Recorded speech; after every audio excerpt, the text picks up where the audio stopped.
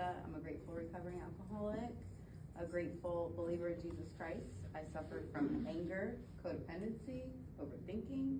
There's kind of a long list, but a little story about me. I got sober 10 years ago in Beaufort County Detention Center, and I was very violent. When I would drink, it would bring out the anger in me, and I was facing 20 years in prison, and everyone gave up on me.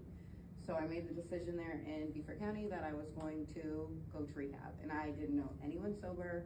I didn't know anything about rehab or AA, and I was really against it at the beginning, but my cellmate had ended up taking someone's life in a DUI, and she was the one that planted the seed of AA to me. So my mom finally talked to me after sitting in there for 30 days, and she said, I'll help you get to rehab, I'll sell your car, bonded out, went to rehab 3 hours away, and I loved rehab.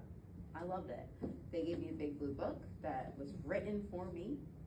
I related so much to it, and I did not understand why everyone on earth was not living by the 12 steps. Like, were they gatekeeping this? It was a way of life. Like, you literally admit you have no power over certain things, your life is unmanageable.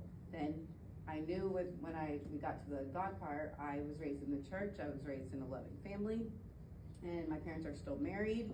I'm the oldest of 5 kids. I grew up in the church. I was an altar girl, like very involved in the church. So I said, I got this. I got the Jesus. I got it. But they wouldn't really allow me to say who my higher power was. I had to it does say God in the AA book, and it is capitalized. So I know they were talking about my God, but I still had to tone it down.